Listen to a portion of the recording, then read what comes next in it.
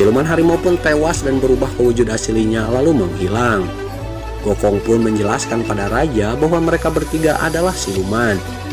Siluman kambing dan rusa akan membalaskan kematian kakaknya dengan menantang Biksu Tong bertaruh kembali dengan nyawa taruhannya.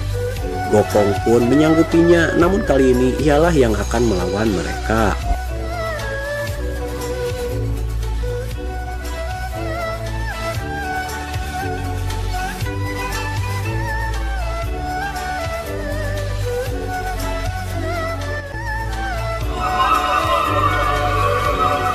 Pertandingan kali ini adalah dipenggal kepala. Siluman rusa pun mengaku bahwa dirinya kebal senjata. Namun Gokong meminta agar ia duluan untuk dipenggal. Tanpa banyak basa-basi, Algojo pun memenggal kepala Sun Gokong sampai terpisah dari tubuhnya. Namun tiba-tiba kepalanya kembali menyatu dan Gokong baik-baik saja. Raja pun mengakui kehebatan dari Sun Gokong lalu membiarkan mereka untuk pergi.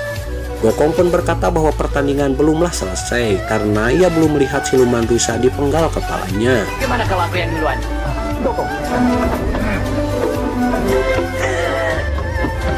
Aku siap.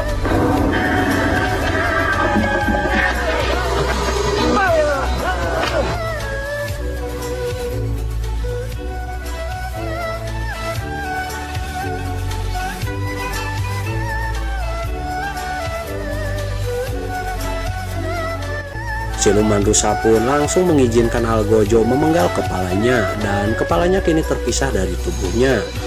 Ia pun bangkit lalu memanggil kepalanya untuk kembali, namun sayang Gokong mengubah bulunya menjadi seekor anjing dan menyuruhnya menguburkan kepala siluman rusa. Dan lama-kelamaan ia pun tewas karena tak mampu mengembalikan kepalanya. Sampai akhirnya tubuhnya pun berubah menjadi seekor rusa.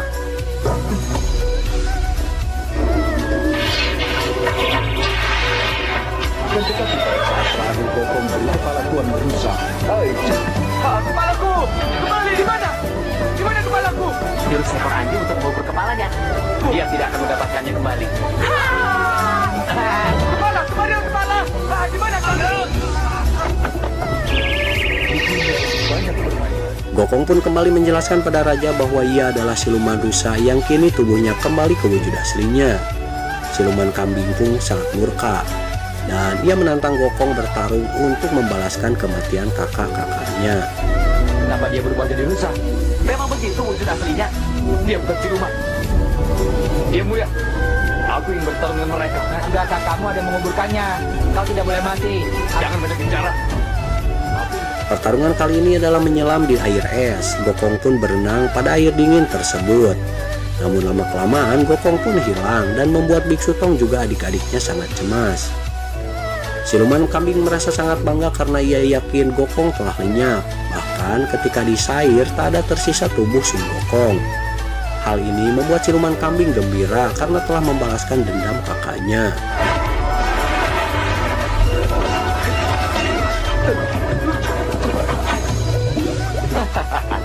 Kurasa itulah akhir riwayatnya. Di mana dia? Tunggu. Sedikit jangan dekat saja. Kerasaki telah lebur di dalam air es. Wuching juga Patkai langsung menghampiri air es tersebut, namun siluman kambing menghalanginya. Wuching pun dihajar siluman kambing. Ketika Patkai akan menolongnya, siluman kambing pun mencekik Biksu Tong. Lalu ia meminta pada raja agar Biksu Tong dihukum mati karena menurutnya ia adalah pengacau di kerajaan. Biksu Tong pun bersedia menerima hukuman asalkan kedua muridnya dibebaskan. Kayak lindungi guru. Aku akan maju dan kakak.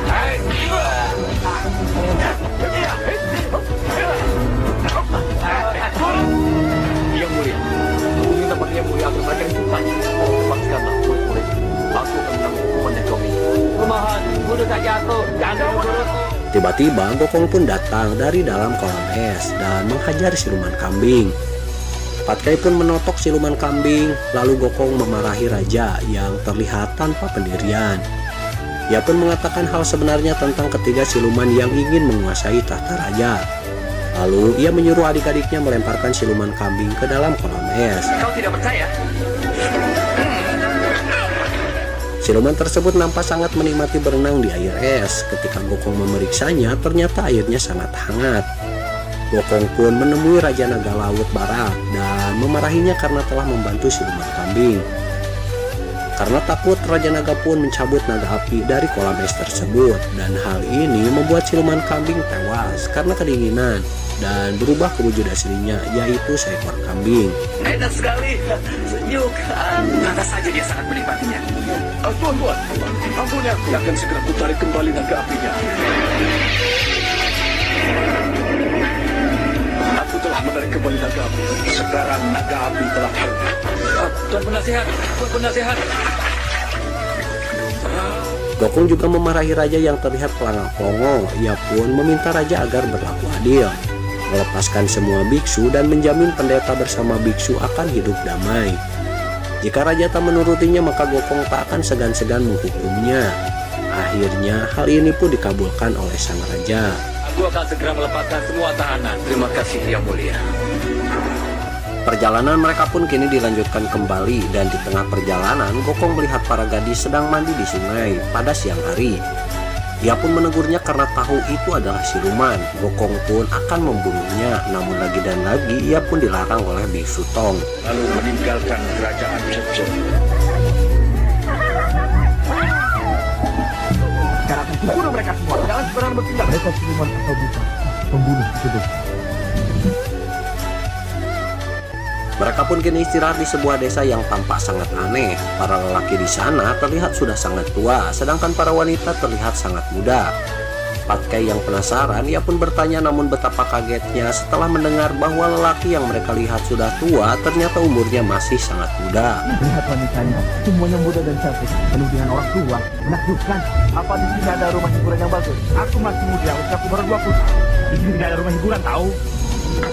Karena hari hampir malam, mereka pun istirahat di sebuah gubuk yang ruangannya dipenuhi jaring laba-laba. Sementara yang lainnya membersihkan tempat tersebut, Wuching pergi mencari air untuk gurunya. Tak lama kemudian ia pun berteriak yang katanya ada laba-laba raksasa. Ketika Gokong periksa, ternyata laba-laba itu tak sebesar yang Gokong bayangkan, dan ia pun masuk kembali. Kalau laba-laba biasa tidak mungkin punya firasat. Laba-laba ini sangat beracun. Ayo pulang. Ketika Gokong hendak berbaring, Wuching pun kembali berteriak bahwa ia melihat laba-laba raksasa. Gokong pun jengkel dibuatnya. Lalu Biksu Tong menyuruh Gokong memeriksanya, dan ternyata... Lihat kak, ini kak, lihat itu. Jangan takut. Ayo lagi.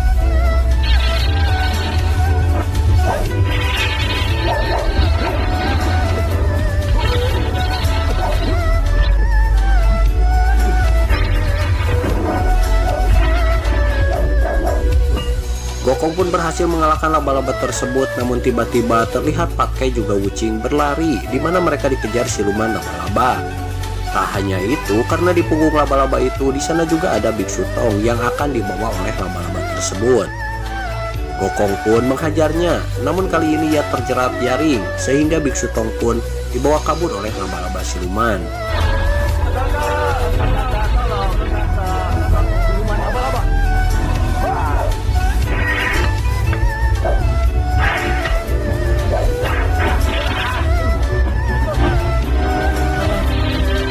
Meskipun berhasil kabur, namun siluman laba-laba yang bernama Sese terluka parah akibat pukulan dari Sun Gokong. Ia pun disembuhkan oleh ibunya yang bernama BBN. Setelah sedikit pulih, Sese bersama adiknya En menghampiri Biksu Tong yang sedang diganggu oleh adik lainnya, yaitu Mei Mei. Mereka pun sedikit melakukan pertengkaran, namun berhasil dipisah oleh ibunya.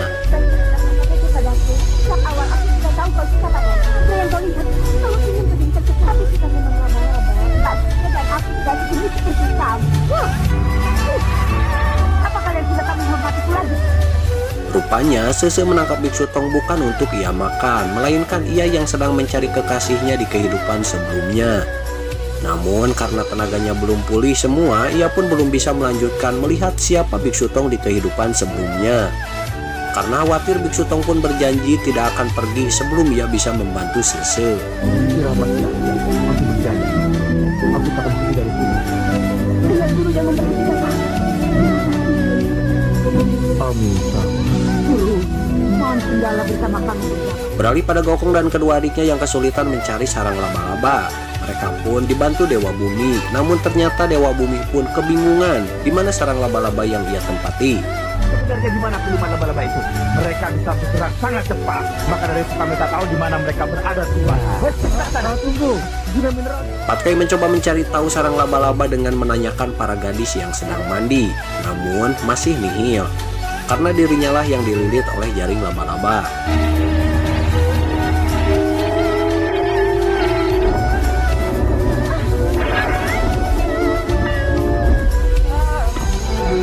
Seharusnya kau mencari guru. Ada apa? Kau coba mengintip gadis-gadis itu mandi lagi kan? Aku bilang tidak. Tidak. Aku justru takut tergoda. Baiklah. Jadi apa yang kau ketahui? Ha? Mereka semua kini kebingungan bagaimana cara mencari sarang laba-laba. Akhirnya Gokong punya ide di mana ia akan berubah menjadi pria tampan untuk memancing siluman laba-laba. Bagaimana? Bagus. Hah? Tampan juga. Tapi bagaimana dengan sepatu? Di gua laba-laba sendiri terlihat Mei Mei sedang merayu juga mengganggu Biksu Tong. Untungnya Sese pun tiba. Namun bukannya mampu mengalahkan Mei Mei, ia pun malah dikalahkan oleh adiknya yang centil ini. Untungnya Bibi En datang dan menghentikan pertarungan tersebut. Adik kau ini, mengapa kau selalu bertengkar dengannya? Dia mulai dulu, jadi bukan salahku.